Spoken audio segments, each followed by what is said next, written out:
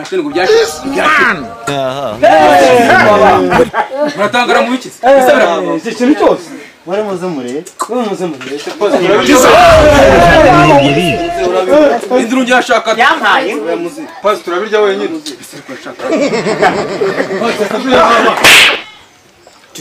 turashize noneho turya usomeza uranyimye saba pastor nigeze maga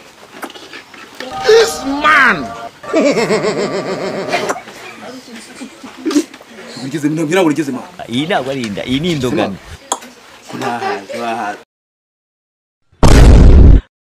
ubu rero dufite uyu munsi n'umupasiteri ugomba kuza gufatanya natwe muri iyi nama y'urubyiruko akatubwiriza kuri ijambo ry'Imana rwose tugahemba tukajya ahubwo ukamwongera pasiteri numva wanageze yambwira ko hano hafi bose n'ukuntu mwese haro basi tugeze ko urubyiruko rwateranye rwose twiteguye kumva ijambo ry'Imana ryawe uko rimeze umura nageze ni ukuri ko Imana ateba kudufashe kuri uyu muhango w'uyu munsi abapasiteri mujya mwumvikana iyo muri kuvuga ijambo ry'Imana n'urubyiruko rurabumva kurenza uko abarimu cyangwa abamama babivuga sawa kari kukuvumbara Robiongo boy bongo mukande subscriber ni Robiongo ngiye kukuvumba kahava so unyihamagariye nganze nkwe dore ko nanishwe n'inzara cyane Kasongo yeye mumbali nanga uraho mwana w'Imana komera sashimwe cyane pastor himbaza kubera cyane ndakomeye ni karibu mwitare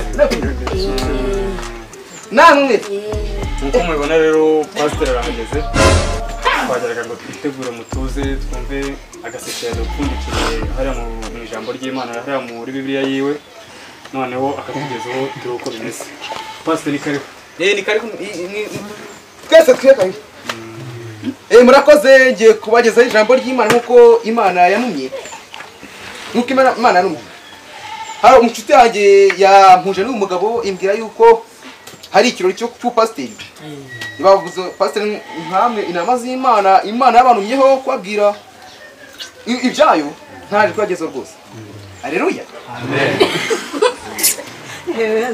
mbere y'ibyo byose ariko boss nyakubahwa ntago inama z'Imana zakwica zitarya iyi ntabwo ari inda iyi ni indogano ibiryo birahari nubwo ari bike ariko birahari amashimeje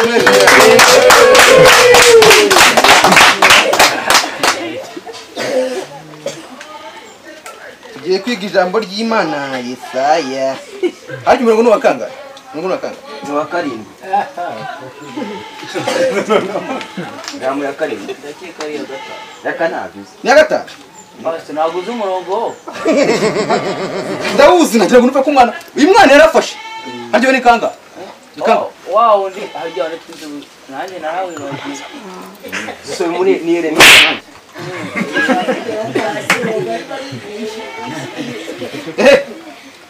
uriya muntu w'Imana wakoresheje ikiro n'ibiryo bihari haranditswe ngo uzagaburira umuvumbi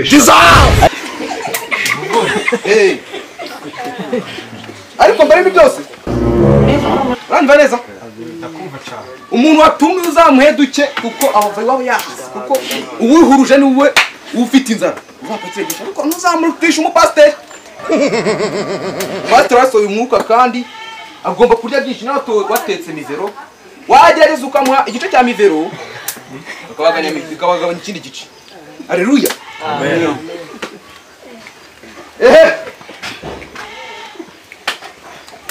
njye naricaye ndarota nk'umukozi w'Imana mu nzozi sumva bavuga inzozi naricaye ndarota inzozi nabonye uyu mugabo ari buze kumira ibyo byinshi nayibonye kandi usoza isezerano n'Imana yasezeranyije ugomba kubikora haleluya amen ibiryo ukabitanga iyi ntabwo ari inda iyi ni indogano hari n'agakonyagi wama nagomba gakonye nagomba kunyega umushari burya bwa nuko utabizi neza umushari ntabwo ari mwiza ariko turamutse tuwugize turamutse tuwusengeye wahinduka nka vino umushari koko gahari nakuwa gasoka kutukana kongera ukiha yampaye pastor umushari inshuti zanjye twafata ku munwa kuko ijambo mbigishije rirahagije.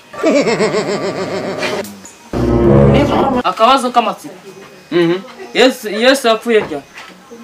Yesu ni umuturanyi se ni umujura ni Yesu se nawuzi. yarapfuye. Pastor Yesu ntawuzi. maye kibaye ikigoryi Witwa Yesu saba Umuntu wacunguye isi. Urakoze muntu w'Imana. Ese Yesu yari umugabo yari umugore? turashize noneho. Ikibazo. Yesu ntawuzi. Yapfuye 2008. 2008 konge kari nkusha amategeko numvuguruza. Yapfuye 2008. Pastor wacu. Ahubwo nyakubahwa haguruka ducunge uburyo umwete. Ndakeka wasabye kurya tukarya. Abana mo barasinzirana babonye abana bana. Pastor twatetse utwo kurya dukeya.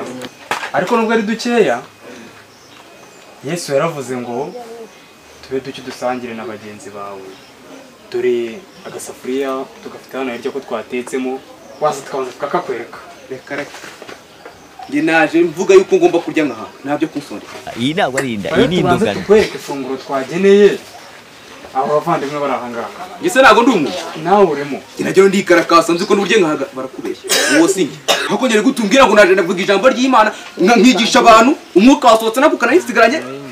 Kagiye nzi ko n'uburyo nkaha. Nkabana se abana se narababyaye. Pastor, abo kuze nkwereka ifunguro aho riri dore ngirira hari ahirye. Nubwo riri keya. Iryo rero ngenge. Nge ntago nigishije. Dore ngirira hari. Nukwane tonge uneta. Tinaza ngavuga ijambo. Ntago navuga ijambo ngo nta ntari yashaka. Nani mbosho. Tinaza nkicara ngavuga ijambo ngo ntari. Aha turashize noneho.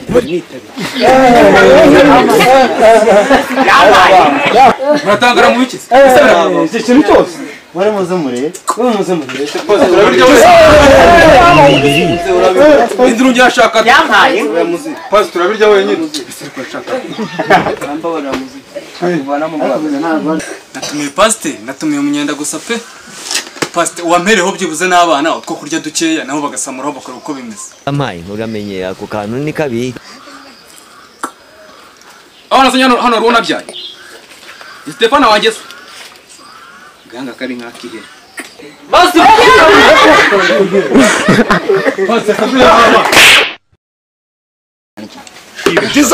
Ariko sha mu ruhengeri bari gutanga uburyo Jibura.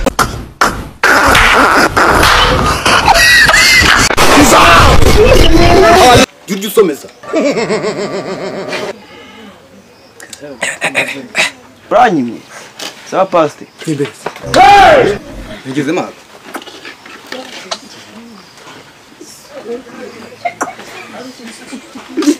Ngeze mbira ngo ngeze maga. iyi ntabwo ari inda, iyi ni indogano. Kuba nahaza se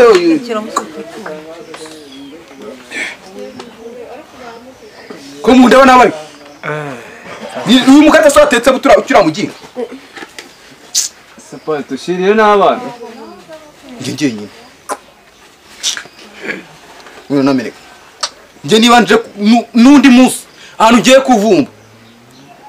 Barateka mpaka bakizera ko ndutaye mazi. Wewe ntago arumva.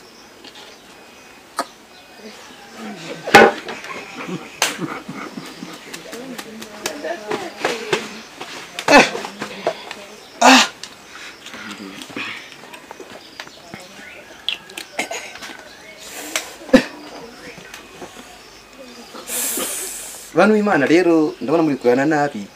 Ntago ari urwango.